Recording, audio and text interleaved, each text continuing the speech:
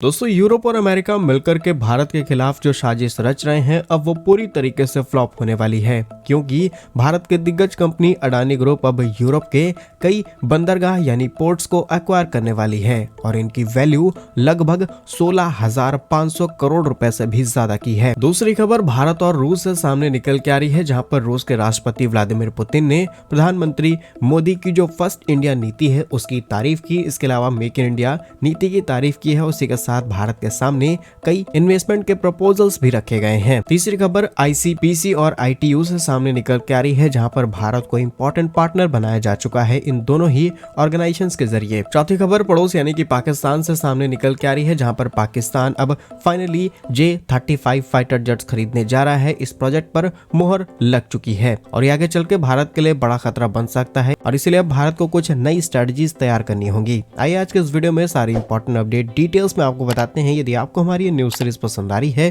तो इस वीडियो को लाइक और चैनल को सब्सक्राइब जरूर कीजिएगा। सबसे पहले भारत, अमेरिका और यूरोप से आ रही अपडेट की बात की जाए तो लास्ट 2 वीडियोस में हम आपको बता चुके हैं कि किस तरीके से यूरोप और अमेरिका मिलकर के भारत पर सैंक्शंस लगा रहे हैं। उन कंपनियों को भी जबरदस्ती हाईलाइट किया जा रहा है जिनका ईरान या फिर रशिया के साथ कोई लेना देना नहीं है और अब तक 30 से भी ज्यादा भारतीय कंपनियों को टारगेट किया जा चुका है। बट ये तो अभी शुरुआत है, क्योंकि यूरोप अपनी नई लिस्ट को जारी करने वाला है और इस नई लिस्ट में भारत की कई कंपनीज को शामिल किया जाएगा। अब ये लिस्ट अगले 1 महीने के अंदर रिलीज कर दी जाएगी, जो कि डेफिनेटली भारतीय बिजनेसेस पर नया इम्पैक्ट डाल सकती है। लेकिन कुछ समय पहले एक और खबर आपको मिली होगी कि अडानी ग्रुप पर तमाम तरीके के एलिगेशंस लगाए गए हैं। पावर प्रोजेक्ट में घूस को देने लेने का मामला सामने आया है और इस पर अमेरिकी कोर्ट में मुकदमा दायर किया गया।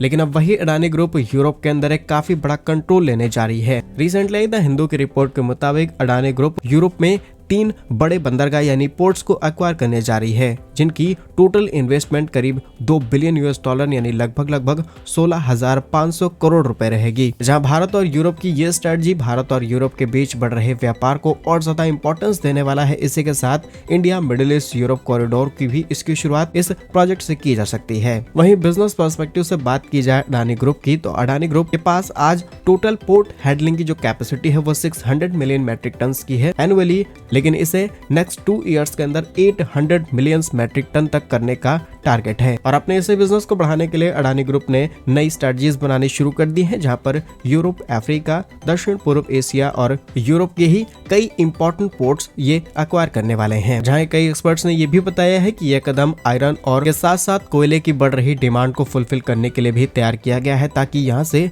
हम इजिली अडानी ग्रुप के माध्यम से ये चीजें भारत के अंदर ला सकें इन अ बिग स्केल। फिलहाल अडानी ग्रुप के इस नए डिसीजन से अंतर्राष्ट्रीय व्यापार में हमें काफी बड़ी हिस्सेदारी मिल जाएगी और ऐसा पहली बार नहीं अडानी ग्रुप ने Israel, Sri Lanka, Indonesia, Tanzania, Australia में ऑलरेडी कई पोर्ट्स को ऑपरेट करना शुरू कर दिया है। इनमें से कई पोर्ट्स अडानी ग्रुप की तरफ से एक्वायर किए जा चुके हैं, जिसमें रिसेंट एक्वायर हमने इजराइल के पोर्ट को किया। लेकिन इन सब चीजों के बीच में सवाल खड़ा होता है यूरोप की उस स्ट्रेटजी का जो भारत पर तमाम एलिगेशंस लगा रहे हैं। अब जब उनके पोर्ट खुद से ऑपरेट नहीं हो पा रहे हैं तो वो भारतीय कंपनी को रिपोर्ट देने की तैयारी कर रहे हैं। फिलहाल यूरोप के इस दोगलेपन की नीति पर आप क्या सोचते हैं, कमेंट्स में जरूर बताइएगा। नेक्स्ट इंपॉर्टेंट अपडेट की बात की जाए तो रूस और भारत से सामने निकल के आ रही है, जहां रिसेंटली रूस के राष्ट्रपति व्लादिमीर पुतिन मॉस्को में आयोजित किए गए 15th VTB कॉलिंग निवेश फोरम के दौरान भारत की बहुत तारीफ करते हैं। उन्होंने सबसे पहले कहा कि प्रधानमंत्री मोदी की जो फर्स्ट इंडिया नीति है ये काफी ज्यादा फुल रही है भारत के लिए। इसी के साथ मेक इन इंडिया पहल की काफी ज्यादा हम रिस्पेक्ट करते हैं और हम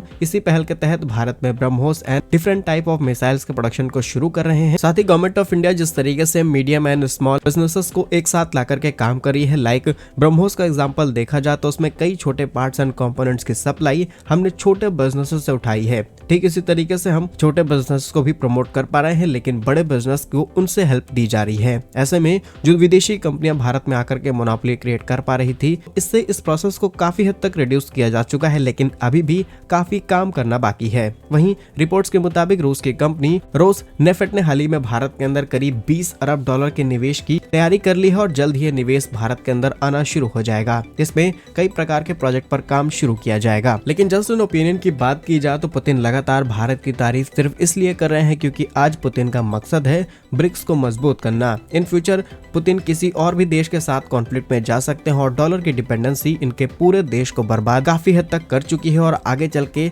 यही डॉलर की डिपेंडेंसी नुकसान पहुंचा सकती है। इसीलिए ब्रिक्स को मजबूत करना उनका उद्देश्य है और जिस तरीके से अमेरिका ने एलिगेशंस लगाए भारत के ऊपर, यूरोप ने लगाए एलिगेशंस भारत के ऊपर, पुतिन उसको काउंटर कर रहे हैं और भारत का खुल करके सपोर्ट किया जा रहा है। क्या आप भी इस बात को मानते हैं या फिर नहीं? कमेंट्स में यस और नो के साथ आंसर जरूर कीजिएगा। नेक्स्ट इंपॉर्टेंट अपडेट की बात की जाए तो ये ICPC यानी कि इंटरनेशनल केबल प्रोटेक्शन कमेटी और ITU यानी कि इंटरनेशनल टेलीकम्युनिकेशन यूनियन से सामने निकल के आ रही है, जहां पर भारत को इसमें इंपॉर्टेंट पार्टनर बनाया जा चुका है।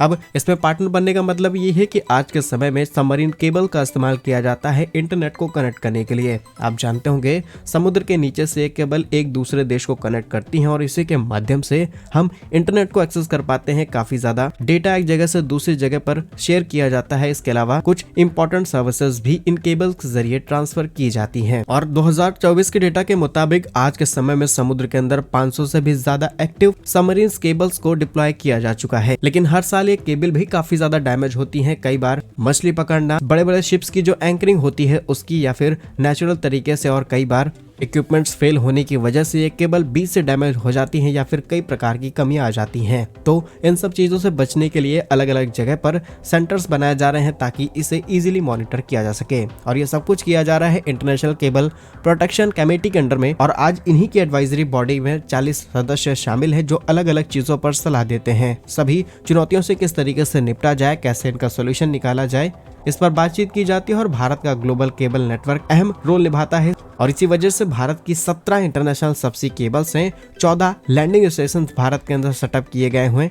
इनमें से मेन हाईलाइटेड है मुंबई, चेन्नई, कोची, तूतुकुड़ी, त्रिवेंद्रम। ओवरऑल इन सेंटर्स की हेल्प से भारत दुनिया की हेल्प करता है इन केबल्स को कटने या फिर इमरजेंसी सिचुएशन में प्रोटेक्शन देने के लिए। नेक्स्ट इंपॉर्टेंट अपडेट की बात की जाए तो पड़ोस पाकिस्तान से आ रही है, जहां पर पाकिस्तान ने फाइनली J-35 फाइटर जेट पर ठप्पा लगा दिया है। पाकिस्तान अपनी हवाई शक्ति को मजबूत करने के लिए अब चीन से J-35 लड़ाकू विमान को खरीदने की मंजूरी दे दी है। जल्द ही ये फाइटर जेट पाकिस्तान की वायुसेना में शामिल हो जाएंगे। ये भारत की टेंशन को बढ़ा सकता है क्योंकि J-35 चीन की तरफ से तैयार किया हुआ 5th जनरेशन का सेकंड लड़ाकू विमान है और J-35 को आज के समय में FC-31 के नाम से भी जाना जाता है। और रिसेंटली चीन के अंदर हुए जुजुआई एयर शो के अंदर भी इसे प्रदर्शित किया गया, जिसके बाद पाकिस्तान ने इसे खरीदने का फैसला लिया है। वैसे तो बैक चैनल से ही दोनों देशों के बीच इस चीज को लेकर के बातचीत लंबे समय से चल रही थी, लेकिन ये भारत के लिए सच में काफी चिंता बन सकती है क्योंकि भारत के पास करंटली 5th जनरेशन का कोई फाइटर जेट नहीं है और हमारे पड़ोस में कंगाल जैसे देश के हाथ में अगर ये फाइटर जेट्स लग जाएंगे तो डेफिनेटली चिंता तो हमें करनी पड़ेगी। फिलहाल डिटेल्स की बात की जाए तो 5th जनरेशन के फाइटर जेट में जो भी नई एडवांस फैसिलिटीज हैं वो सब कुछ चाइना इसके साथ इंटीग्रेट कर रखी हैं और